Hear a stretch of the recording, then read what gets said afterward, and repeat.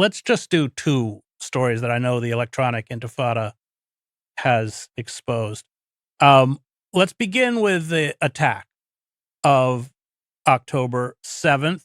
There are two narratives. The first one we'll talk about is the response of Israel. It's very clear now from the work that you've done, and some Israeli newspapers have actually done, that there was a gap, I don't know, 6 to 8 hours, where Israeli tanks and helicopters were shooting anything that moved, blowing up houses on kibbutzes where they thought Hamas gunmen had hostages. So they were all being killed. And then we can deal with the rape story, the infamous rape story that the New York Times is working very hard to try and, kind of salvage some credibility from. But let's begin with that first narrative that you did a lot of work on. We did, but what we did, the Electronic Intifada and a couple of other independent publications, which you mentioned earlier, The Gray Zone and Mondoweiss, to us it was immediately clear that the Israeli narrative made no sense. How could lightly armed gunmen coming across the border, we saw them coming across on motorbikes or on foot, and some were on paragliders, which was very dramatic, but they're carrying AK-47s, and maybe they're carrying a few grenades and possibly even a few rocket-propelled grenades. But when you looked at the pictures that were widely published of the devastation in some of these Israeli military bases and kibbutzes around Gaza, it didn't make sense. Whole streets of houses leveled, smoldering rubble. You can't do that with an AK-47. So what happened? And then you look also at the pictures, again, widely published, of hundreds of vehicles just incinerated. Doesn't make sense. What happened?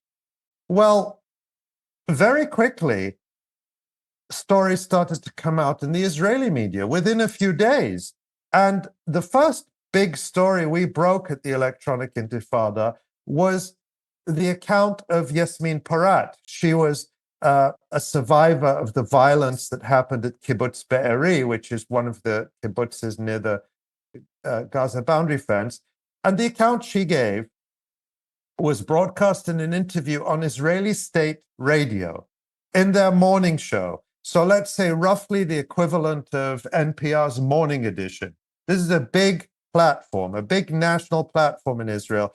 And she told the story that what happened was the Palestinians came in, they took people captive, but she said they treated us humanely. That was the word she used. They weren't violent towards people. They looked after them. I'm not saying it's a nice experience, but what she said is they looked after us, they reassured us, they told us we're just going to take you to Gaza and then you'll be released.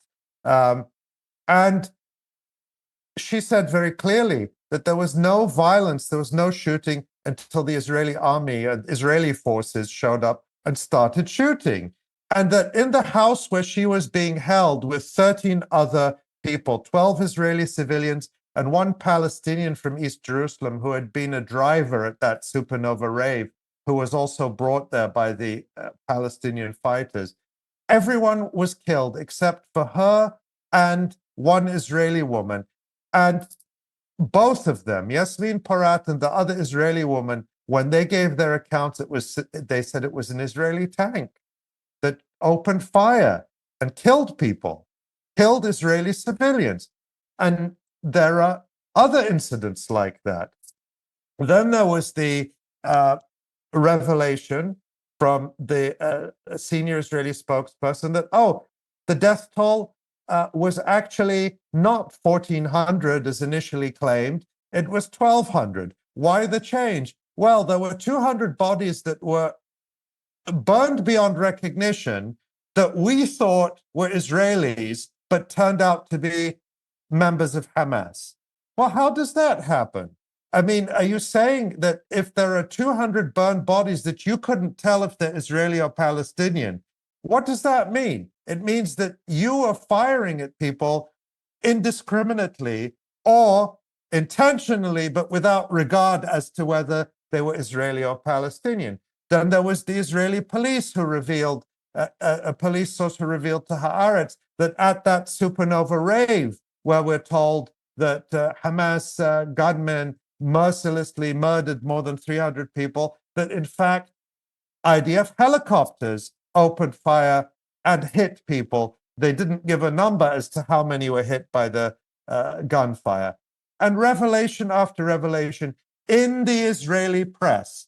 And most of what we were doing, I'm not saying it's not hard work, because it is, we put in long hours, is simply translating accounts from the Israeli press, writing them up, providing the context, providing the evidence. Often these are interviews that are given in Israeli media, so we translate them and subtitle them and put them out. So, Chris, virtually all of the information we're providing is coming from Israeli sources. It's not the electronic intifada saying it. It's an interview from a survivor on Israeli state radio, or it's an account given by an Israeli military officer to the military correspondent of Yediot Ahronot, one of Israel's largest circulation newspapers. But these accounts are completely excluded from the New York Times, CNN, the Washington Post, the BBC, etc. FAIR, the media watchdog, Fairness and Accuracy in Reporting, actually put out a really good report just at the end of February, looking at how many times major US media had mentioned these so-called friendly fire incidents and reported on them. And it was almost nil. They found sort of two passing references, one in the New York Times and I think one very dismissive one in the Washington Post. But that doesn't happen by accident. I'm followed by a lot of journalists, including journalists from mainstream media. They see all these stories. They know this is happening. And all of these major newspapers and news bureaus monitor the Israeli press. So they see these stories as well. They're not missing them. Somebody is making a decision not to report on them. And that's, I can't fully explain that process, but that is clearly what's happening. It's not like the electronic intifada has some magic powers